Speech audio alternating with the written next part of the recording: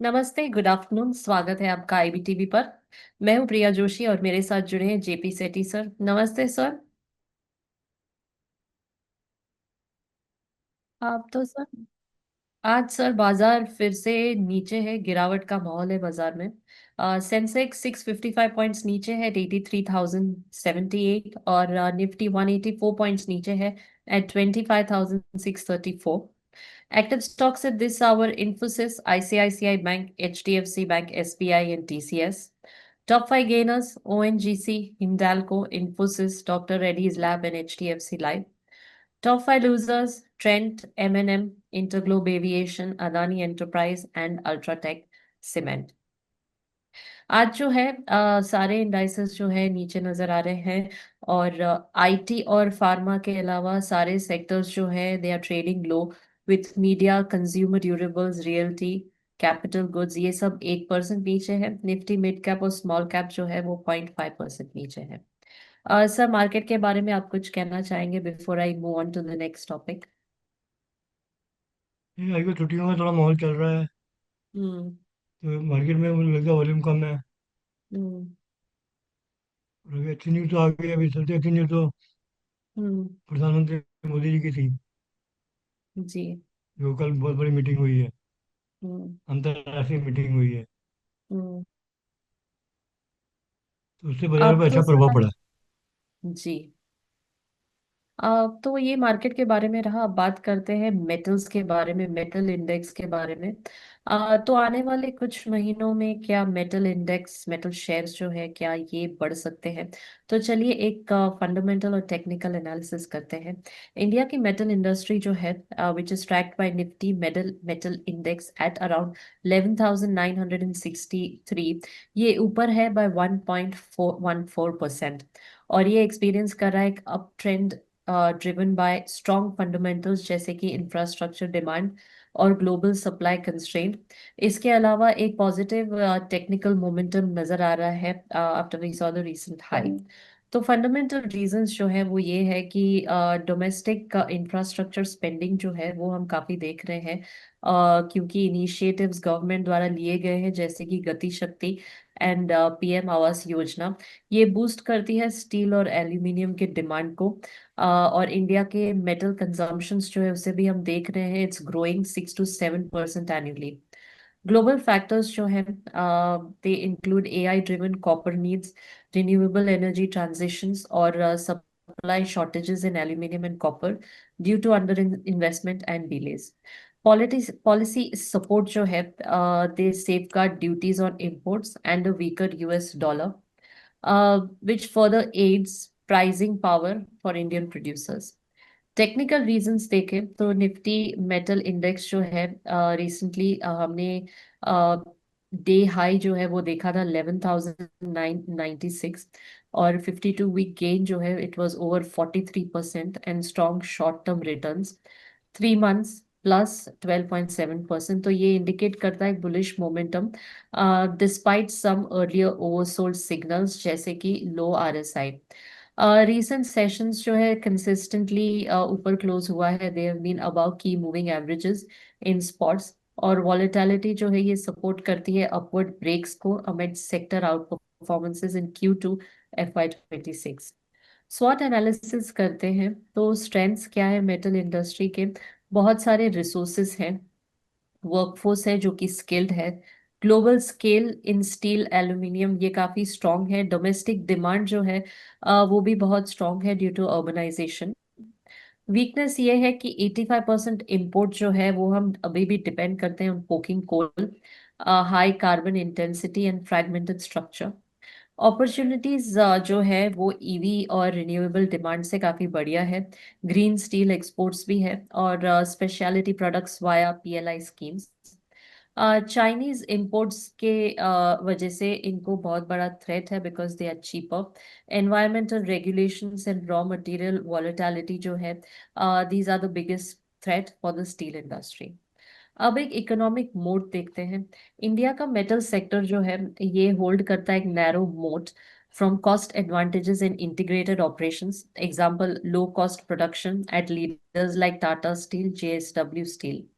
Scale in steel जो है second globally and policy protection enhancing margins. Long term contracts और green take shift जो है जैसे हाइड्रो पावर और रिन्यूएबल्स ये प्रोवाइड करते हैं स्विचिंग बैरियर्स।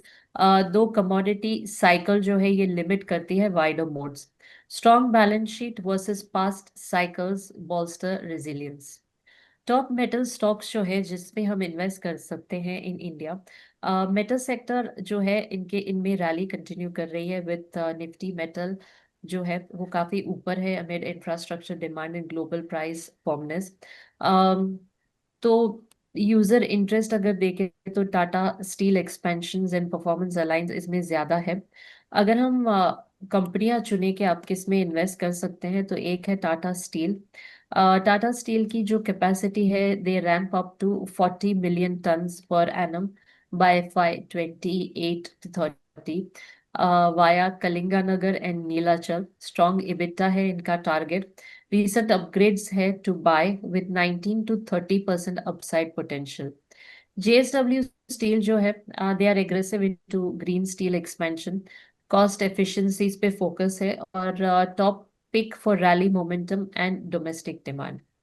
हिंडाल्को इंडस्ट्रीज जो है ये एल्यूमिनियम रिबाउंड हम देख रहे हैं via Novelis recovery from LME prices and diversified export hedge. बाकी स्ट्रॉन्ग कंटेंडर्स अगर हम देखें तो NMDC है। की स्ट्रेंथ्स है iron ore leader high profitability and low debt. Recent performance देखें तो टॉप गेनर रहे हैं they have a top gainer potential and steady volumes. Next company is Vedanta. इनके स्ट्रेंथ हैं डाइवर्सिफाइड ये काफी डाइवर्सिफाइड है जैसे जिंक में एल्यूमिनियम में। स्ट्रॉन्ग कैश फ्लो है इनका और इनका रीसेंट परफॉर्मेंस जो है ये हमने देखा है it is up by 24.8% YTD। Next company is SAIL. इनका की स्ट्रेंथ है PSU steel ramp up and domestic focus. इनका we see a capacity growth and EBITDA gains. Hindustan Copper जो है ये AI और EV डिमांड इन पे ज्यादा है और ये इंडेक्स के टॉप गेनर है आज।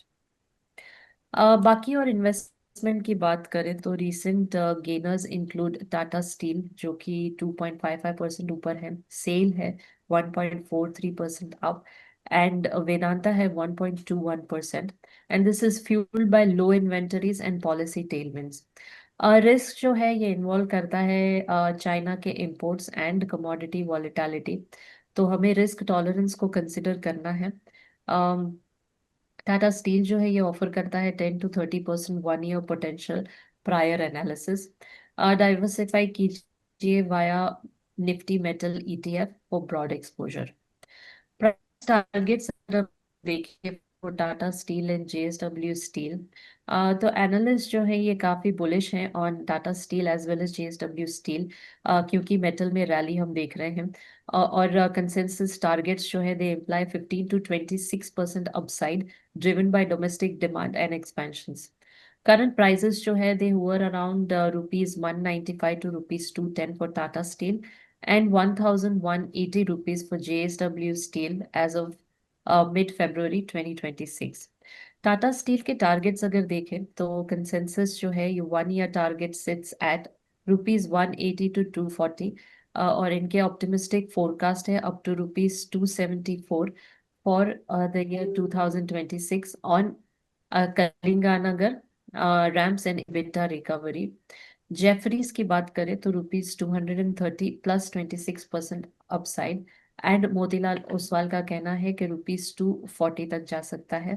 अब बात करते हैं JSW स्टील के टारगेट्स की। इनका एवरेज 1 year एवरेज टारगेट है 1,059 to 1,360 rupees with highs at ₹1,400 from Jefferies which is 18% plus। और मोतीलाल ओसवाल जो है ये प्लस 15% कह रहे हैं। मंथली प्रोजेक्शंस हैं फॉर अर्ली 2026 ये रेंज करते हैं from ₹1,118 to ₹1,134 supported by green steel capex and margins. Lower ends जो है this can be around ₹770 amid volatility. तो की कंसिडरेशंस हम क्या देखते हैं? टारगेट टारगेट फैक्टर्स जो है is 8 to 9% steel demand growth, but hinge on LME stability and dynamics. User noted expansion जो है this bolsters Tata's case. Use stop losses given cyclical risk. Motilal Oswal का डिटेल एनालिसिस देखें on Tata Steel and JSW steel, तो Motilal Oswal financial services जो है they remain constructive on Tata Steel and JSW steel और favour करते हैं, दे favour them as top steel picks amid sector recovery, capacity growth and domestic demand strength. Tata steel का analysis करें तो as per Motilal Oswal उनका व्यू है कि टाटा स्टील जो है इनकी एक कंपेलिंग टर्न अराउंड स्टोरी है driven by robust India operations. Example Kalinganagar expansion to 40 million turns per annum. ये सेफगार्ड करते हैं duties curbing imports and gradual European segment stabilisation. Healthy cash flow support करते हैं कैपेक्स को without balance sheet strain. Targeting EBITDA recovery, they set a rupees 220 target, 16% upside from early 2026 levels around rupees 190. Risk include करता है raw material costs and global pricing, लेकिन domestic volumes जो है ये इन्हें offset करती है. JSW Steel analysis देखें तो मोतीलाल ओसवाल का एनालिसिस है they prefer large cap bet with secure raw material linkages, iron ore, coking coal, operational efficiencies, and margin expansion to 20% by FY 27-28 via premiumization and downstream projects. Capacity additions अगर देखें it's on track for 50 million tons per annum by FY 31. और JVs जैसे कि JFE and BPSL they fuel volumes plus 9%. EBITDA जो है it's eyed at rupees 14,500 by FY 26 on price recovery. Target अगर देखें Target देखिए 1360, we see a 15% upside from 1180 rupees. Near-term headwinds है from muted realizations are transitional. Uh, तो ये एक analysis हमने देखा है for JSW steel and Tata steel. Motilal Oswal जो है वो एम्फसाइज करते हैं strong balance sheet and growth visibility for both over peers with leverage issues. तो ये एक एनालिसिस रहा दोनों कंपनी का as well as the entire sector और एंटायर स्टील सेक्टर. तो sir you have any comments on अभी जो हमने मेटल सेक्टर दबा हुआ था पहले से। जी उसे दबने का कारण यह था कि चाइना में स्टील की डिमांड कम जी हो रही थी, उसके यहाँ प्रोडक्शन कम हो गया था। तो हम्म वो उसका डर था कि वो इंडिया में आके डंपिंग ना करे, इसके करेक्ट लिए इनके शेयरों के भाव दबे हुए थे। तो दूसरा हम्म यहाँ भी जो कंपनियां एक्सपेंशन कर रही थी पहले, उनकी कोशिश थी कि अपने डोमेस्टिक में एक दूसरे से कम्पीट कर रहे थे। जब उन्होंने देखा कि हम्म ट्रम्प की टैरिफ वार आ गई है और सब इतने चेंजेस हम्म हो रहे हैं, तो उन्होंने आपसी झगड़ों को साइड में रख दिया और कंट्री हम्म के लेवल पे जो करना है उसी हिसाब से किया। तो उसका फायदा जी पूरे स्टील सेक्टर को मिल रहा है।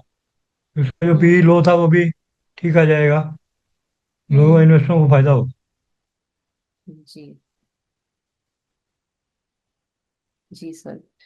तो हमने आज एनालिसिस किया है मेटल इंडस्ट्री का. अगर आपको इसमें इन्वेस्ट करना है तो एक्सपर्ट एडवाइस जरूर लेना है और एक एनालिसिस खुद भी करना है.